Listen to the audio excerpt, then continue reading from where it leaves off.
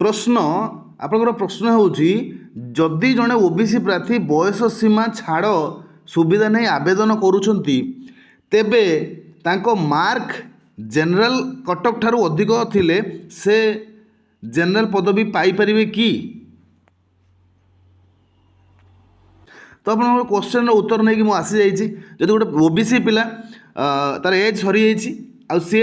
OBC age relaxation नहीं कि SBC पिला गोटे एज रिलैक्सेशन नहीं कि फर्मटा अप्लाई करुँच से जनरल पोस्ट नहीं पार ना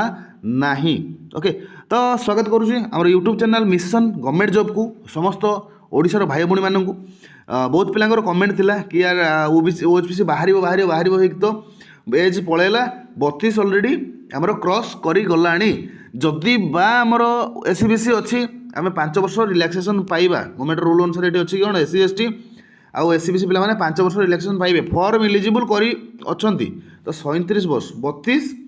ये 5 37 तो 37 वर्ष पर्यटन आम फॉर्म तो अप्लाई करदे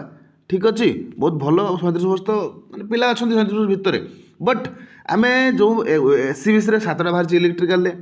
एससी मेकानिकल फिटर 2टा बाहर ओके। तो क्रेन ऑपरेटर 2टा स्टोर कीपर 2टा तो आम प्रकृत में जदि एज रिलैक्सेशन नहीं पकाचे तो यही पोस्टा केवल कंपटीशन करवा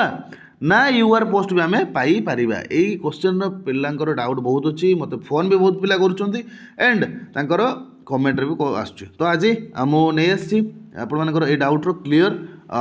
एक्चुअली कौन हम तो प्रथम सर्वप्रथम मुझे से जिन कह पूर्व मुझे कहबी आपने फॉर्म निश्चित भाव में अप्लाई करूँ देखो क्या भाग्य कौन हम कि कही होनी 7टा पोस्ट भी आपण मैंने गोटे पोस्ट वैकेंसी आपण मानकर जेहेतु आपणकर 32 क्रॉस कलानी आपण मैंने बहुत जानिले बहुत एक्सपीरियंस है ओके। तो 7टा पोस्ट भी आप पाइपारती 2टा पोस्ट भी आप ना ओएचपीसी आसीपे ओके। देखो ये वुमेन अच्छी वुमेन रे जदि कहीं कटअप क्वालिफाई न कर वुमेन पोस्ट भी मेन पाक पलि आस एसबीसी पिला पाइपर ओके। तो आपर पॉसिबिलिटी अच्छी आपने 500 टंका ही मागिची फॉर्म केबे भी छाड़ू ना फॉर्म अप्लाई करूँ तो एग्जाम अटेंड करूँ ओके। डिमोटिव हबार ना कि यार गोटे पोस्ट अच्छी आम पारानी आम अप्लाई करानी ओके ठीक अच्छे जहाँ भी हो ये तो मोटिवेशन आपंप गोटे। तो आम देखा प्रकृत में कौन सिस्टम अच्छी एटा सुप्रीम कोर्टर आमर नियम ये सब जो एज रिलैक्सेशन सिस्टम जहाँ सब सुप्रीम कोर्टर सब नियम है सब कौन केमती सिस्टम रे क्या पोस्ट दिज्व ओके। तो तार गोटे आज एटा आप गूगल सर्च भी कहींपारते यहाँ ही नियम मुझे एनालिसिस कली कहीं मुझे इंडियन नेवी जड़े मोर भाई एमती सिस्टम होता एज रिलैक्सेशन से भल मार्क रखते कि जेहेतु से ओबीसी जाते सी आउ ये को जापारे ना ओके कटि जाते। देखो आज यहाँ प्रश्न गोटे कौन अच्छी ना जदि जड़े पिला जड़े जड़े ओबीसी प्रार्थी एसबीसी प्रार्थी बयस सीमा छाड़ सुविधा नहीं आवेदन करुँच तेबे तांको मार्क जनरल कैटेगरी कटअफ ठारू अधिक थिले से जनरल पदवी इलिजिबल कि जनरल पदवी पाइपर कि ये देख तो डायरेक्ट आंसर पूरा अच्छी पूरा मुझे देखिए से दे ना से जनरल पदवी पाइपर ना कहीं ना साधारण नियम एवं सर्वोच्च न्यायालय राय अनुजाई जदि जड़े ओबीसी वर्गर प्रार्थी आवेदन करने समय बयस सीमा छाड़ भली कौन सी सुविधा नहीं था तेबे तांकु परे जनरल वर्गर सीट विवेचना करा जाए नाही ओके। तो से माने पाई परिबे नाही एगुड़ा जोटा आम जानी एक्चुअली सेटा सुप्रीम कोर्ट सब नियम एगुड़ा अच्छे ओके। तो नियम ये कौन देछि मुख्य नियम कौन देला सी ना सर्वोच्च न्यायालय यहाँ अनेक मामलें स्पष्ट करिसेंती बयस सीमा छाड़ फी छाड़ किंबा चेष्टा संख्यार छाड़ इत्यादि को संरक्षण लाभ बोली विवेचना करा जाए जो किसी आपण मैंने छाड़ पाँच मार्क रे छाड़ बा आमर ये कौन फी छाड़ मैंने जो रिजर्व हिसाब से निया होची माइग्रेशन उपर रॉक थरे जड़े प्रार्थी संरक्षण कौन सी लाभ नेले से संरक्षित वर्गर प्रार्थी हो पारती एवं ताकू जनरल वर्गर सीट जीवा को अनुमति मिले नाही कारण जनरल कैटेगरी पदवी गुड़िक केवल सही प्रार्थी मान उद्दिष्ट जो मैंने बिना कौन छाड़ जनरल कैटेगरी समस्त मानदंड मार्क बयस तो जदि गोटे पिला किसी रिलैक्सेशन नौ नाले से पाँच ओके। अच्छा मन रखु जदिओ से ही प्रार्थी मान मार्क जनरल कटअफ ठारू अधिक होता है किंतु से जनरल प्रार्थी निर्धारण सर्वाधिक बयस सीमा अतिक्रम कर ओबीसी बयस छाड़ नहीं केवल ओबीसी सीट ही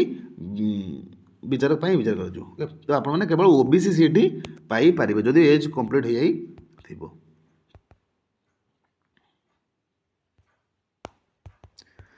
ठीक कौन देला केबे से माने पदवी नहीं पारे बयस छाड़ जे से जनरल कैटेगरी निर्धारण बयस सीमा अतिक्रम करना अर्थात ओबीसी बयस छाड़ सुविधा नहीं ना से पाइपर यहाँ इंपोर्टेंट पूरा ओके अन्य कौन छाड़ से जनरल कैटेगरी थिबा आवेदन शुल्क किंबा अन्य कौन मानदंड कौन छाड़ नहीं नथिबे मार्क जनरल कैटेगरी शेष चयन प्रार्थी कटअफ ठार अधिक थी संक्षेप ये कथा कहीदेला कौन ना बयस छाड़ सुविधा नहीं से व्यक्ति केवल ओबीसी सीट ही प्रतिद्वंदिता कर ओके तो बस देख यहाँ हूँ माने सिस्टम एक्चुअली आप जानी बहुत यूट्यूबर मैंने कहते कि आपण जब एज पलि जाइए आपण मैंने केवल इलिजिबल हो पारे